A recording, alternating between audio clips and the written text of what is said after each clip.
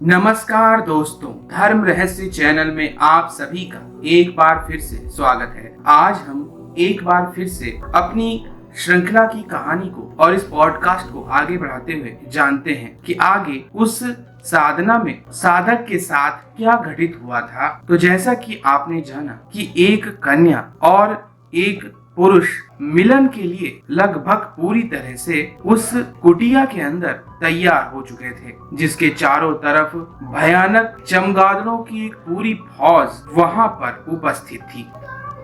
ऐसा दृश्य था जैसे कि कोई भयानक घटना वहां पर घटने वाली है कि तभी बिजली की चमक से वह व्यक्ति और भी ज्यादा उत्तेजना में आकर उस कन्या का चुंबन करने लगता है। कन्या भी पूरा साथ देने लगती है, लेकिन तभी अचानक से उस पुरुष को ऐसा लगता है कि वह गलत कार्य कर रहा है। यह कन्या वह भी बहुत छोटी है और ऐसा करना किसी पाप से कम नहीं है। आखिर अगर उसने ऐसा किया तो भविष्य में भला कोई किसी पर क्यों विश्वास करेगा। यह कन्या केवल उसके भरोसे पर ही यहाँ पर आई है। इसके जीवन में कितना बड़ा संकट आया और उसने सहायता मांगी और मैं अब उसी का शोषण करने जा रहा हूँ, इसलिए वह रुक जाता है। यह देखकर वह कन्या बोलती है, रुको नहीं, अब मैं तुम्हारे बिना नहीं रह सकती हूँ। यह सुनकर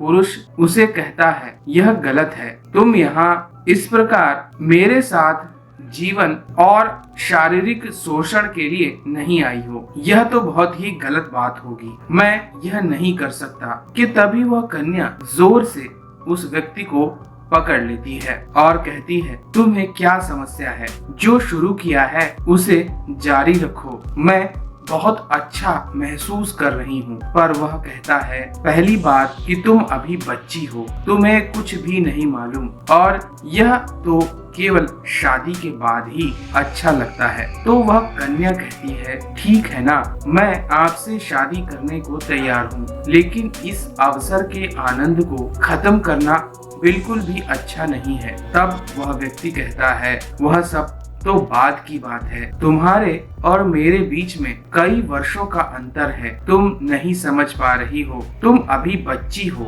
यह कहते ही वह जोर से हंसने लगी और कहने लगी, काम कला में मुझसे ज्यादा प्रवीण कोई नहीं है, मैं तुम्हें इतना आनंद दूंगी जिसके विषय में तुमने कभी कल्पना भी नहीं की होगी। और वह कन्या फिर से उत्तेजना से उस पुरुष को भरने लगती है, लेकिन पुरुष फिर उसे रोकता है और कहता है, तुम तो मेरी बेटी के जैसी हो, यह करना बहुत ज्यादा गलत होगा। अब वह कहती है कि शायद तुम समझे नहीं, मैं इस कला में तुम्हारी सोच से भी ज्यादा प्रवीण हूँ। और तभी बिजली चमकती है और एक अद्भुत घटना घट जाती है। वह व्यक्ति देखता है जिसे वह 12 वर्ष की एक कन्या समझ रहा था, यह तो एक पूर्ण विकसित 24-25 वर्ष की एक बहुत खूबसूरत कन्या है। वह कन्या पूरी तरह नव युवती में बदल चुकी थी। उसके शरीर पर अब वस्त्र भी नहीं थे। बिजली की चमक से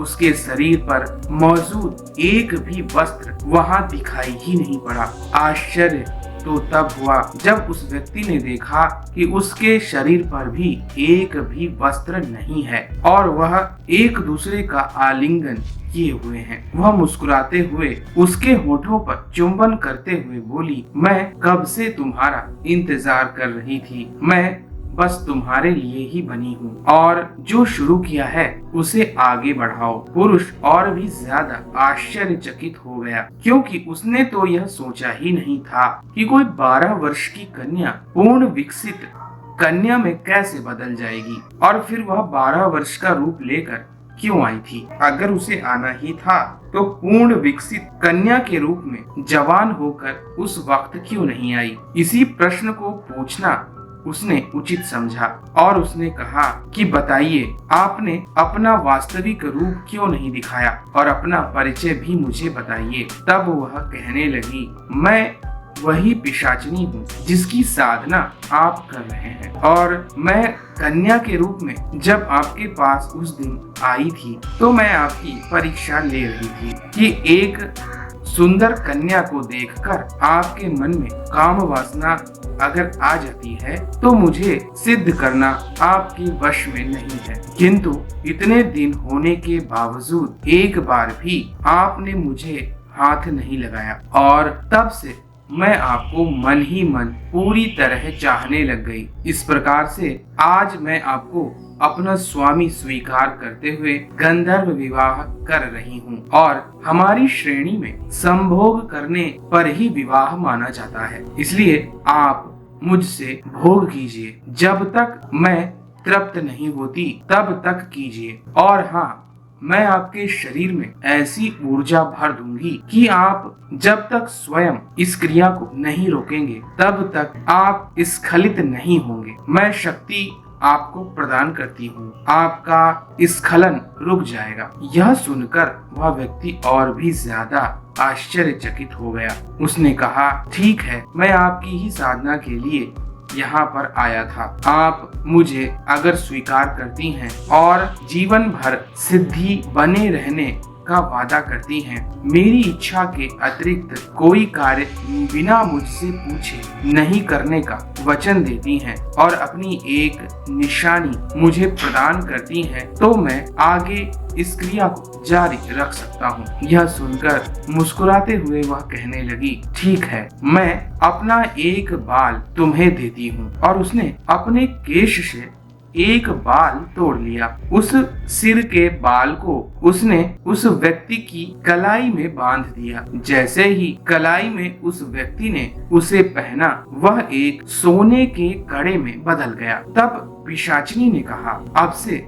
जब भी आप मेरे मंत्र का केवल एक माला उच्चारण करके बुलाएंगे, मैं आ जाऊंगी और आपके साथ रात्रि के समय आपको एक पत्नी का पूरा सुख प्रदान करूंगी। इसके अलावा आपकी हर इच्छा को पूरी करूंगी। किंतु मुझे भी आपसे एक वरदान चाहिए। क्या आप मुझे यह वरदान देंगे? क्योंकि हमारे और आपके मिलन में कभी संकट न आए, इसीलिए यह आवश्यक है कि मैं आपसे भी प्राप्त करूं। तब वह व्यक्ति कहने लगा, ठीक है, आप बताइए आपकी क्या इच्छा है। तब उसने कहा, आजीवन कोई पुरुष या स्त्री, बालक बालिका आपको ना छुए। जब तक कोई आपको नहीं छुएगा तब तक आपकी सिद्धि के रूप में मैं बनी रहूंगी। जिस दिन आपको कोई छू लेगा उस दिन मैं आपको छोड़कर चली जाऊंगी। इस वरदान से कम मैं कुछ और नहीं चाहती हूँ। यह सुनकर व्यक्ति ने कहा,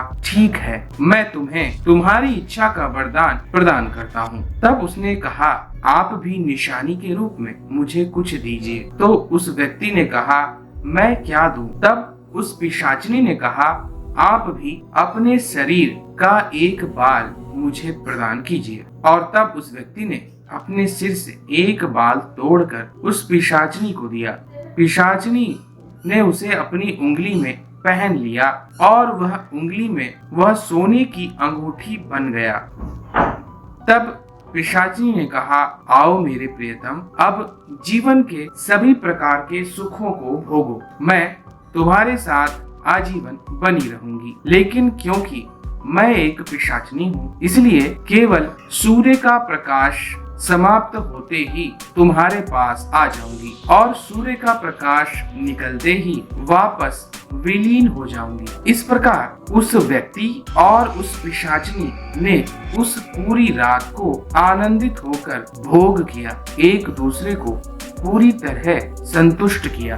दोनों बहुत ही ज्यादा प्रसन्न थे। सुबह का प्रकाश जैसे ही निकलने को हुआ, पिशाचिनी उस खाट से गायब हो गई। अब वह व्यक्ति बहुत खुश था और अपने गुरु के पास पहुंचा। गुरु ने कहा, जो भी तुम्हारा वचन हो, याद रखना उसका पालन करना अनिवार्य है, अन्यथा तुम्हारी सिद्धि नष्ट हो जाएगी। तब व्यक्ति को ख्याल आया, अरे मैंने तो किसी के भी छूने पर सिद्धि के नष्ट हो जाने का वचन दे दिया है, मुझे तो बहुत सावधानी रखनी पड़ेगी। अब वह व्यक्ति अपने घर जाता है। माता कहती है, मैं तुझे अपने हाथ से खिलाऊंगी। वह मना करता है, आप या परिवार का कोई भी सदस्य मुझे नहीं छुएगा। आप सभी को यह वचन मुझे देना होगा। तब सभी लोग उसकी बात को मान लेते हैं। इस प्रकार वह अकेला रहता, स्वयं के लिए भोजन बनाता, रात्रि के समय अपने कमरे का दरवाजा बंद कर लेता और कहता, मेरे कमरे में अब सुबह तक कोई नहीं आएगा। अगर किसी ने आने का प्रयास किया तो उसका जिम्मेदार वह खुद होगा। एक बार गांव में डाकू लोग आ जाते हैं और तब वह गांव पर हमला कर देते हैं। रात्रि का समय था, उनके घर पर भी हमला हो जाता है। परिवार के सारे सदस्य डर कर घर से भाग जाते हैं अपनी जान बचाने के लिए। डाकू और उसके साथी इस कमरे पर बहुत तेजी में हमला करते हैं। दरवाजा नहीं खुलता है। तब डाकू कहता है, दरवाजा तोड़ दो और जो भी माल नीचे निकले वह सारा अपने पास रख लो। तब बहुत तेजी से डाकू उस दरवाजे को तोड़ देते हैं और अंदर का जो नजारा उन्हें दिखाई देता है, इसे देखकर वह सभी अपनी आंखें मलने लगते हैं। सामने एक स्त्री और पुरुष दोनों संभोग क्रिया में रत थे और दोनों एक दूसरे को आनंदित कर रहे थे। वह स्त्री बहुत ज्यादा सुंदर थी। यह देखकर डाकू कहता है, अरे वाह, आज तो दुनिया का सबसे बड़ा खजाना मिल गया। इस पुरुष को तुरंत मार दो और यह स्त्री हम सभी अपने मनोरंजन के लिए लेकर चलते हैं। ऐसा कहना था कि सभी डाकू उस व्यक्ति पर टूट पड़े और उसे मारने लगे। तब उस व्यक्ति ने कहा, तुमने सबने अपनी मृत्यु को बुला लिया है। मैं तुम्हें आदेश देता हूँ, मेरी पत्नी इन सभी को मृत्यु दंड दो। उसका इतना ही कहना था कि वह खूबसूरत स्त्री भयंकर बालों वाली, मुंह में दांत लिए, हाथों में बड़े बड़े पंजे, पैर और शरीर पर खून और सड़ा हुआ मांस लटका हुआ भयानक स्वरूप लेकर वह स्त्री बड़ी तेजी से उन डाकुओं की तरफ लपकी और उन सभी की गर्दन पर अपने मुंह से उसी तरह वार किया जैसे कि एक शेर किसी जानवर को पकड़ लेता है, उसकी गर्दन पर ही हमला करके, और अपना मुंह से उसका खून बहुत तेजी से चूसने लगती जैसे कि वह बहुत ज्यादा प्यासी हो। उसका इतना खतरनाक रूप देखने पर डाकू भयंकर डर के मारे इधर उधर भागने लगे, लेकिन उसे 1 मिनट से भी कम लगता था किसी भी व्यक्ति का खून चूसने में। इधर सारे डाकू गांव में भागने लगे। यह जहां भी डाकू जाता उसे पकड़कर उसकी गर्दन पर अपने दांत गड़ाकर बहुत तेजी से खून चूसने लगती। यह आदेश देना उस व्यक्ति के जीवन पर भारी पड़ने वाला था। इसका कारण उस व्यक्ति को थोड़ी देर से समझ में आया। लगभग उन 21 डाकू लोगों को मारकर उनका खून पीने के बाद पिशाचिनी उस व्यक्ति के पास आई और कहने लगी, आपने मुझे आदेश दिया था, पर वचन के हिसाब से अब आपको भी मुझे वचन देना पड़ेगा, क्योंकि पति पत्नी का हर फैसले और निर्णय में बराबर का हाथ होता है। तब उस व्यक्ति ने खुश होकर कहा, तुमने सभी डाकुओं को मार दिया है। ठीक है, मैं तुम्हें वचन देता हूँ, जो भी तुम्हारी इच्छा होगी अगर मैं पूरी कर पाया तो अवश्य ही करूँगा। तब पिशाचिनी कहती है, आप बस हाँ कहिए, बाकी सारा काम मैं कर दूंगी। इसी के साथ मैं आपको एक और वरदान देती हूँ। अब आप किसी की भी समस्या को हल कर पाएंगे। आपके पास जो भी आएगा उसकी समस्या को मैं हल कर दूंगी, लेकिन मेरे इस वरदान को अब आपको हमेशा पूरा करना होगा। व्यक्ति काफी खुश था, लेकिन वह समझ नहीं पा रहा था कि उससे कहाँ गलती हो चुकी है। तब व्यक्ति ने पूछा, ठीक है, मैं भी आपको वरदान देता हूँ कि आप जो भी मांगेंगी मैं उसे पूरा कर दूंगा, अगर मैं कर पाया तो। तब पिशाचिनी ने कहा, आप अपनी हर समस्या को, गांव के हर व्यक्ति हर समस्या को सब मुझ पर छोड़ दीजिए, लेकिन मेरी शर्त को ध्यान से सुनिए। आज सोमवार का दिन है, इसलिए प्रत्येक सोमवार को आप मुझे मनुष्य का रक्त देंगे। मैं मेरी इच्छा से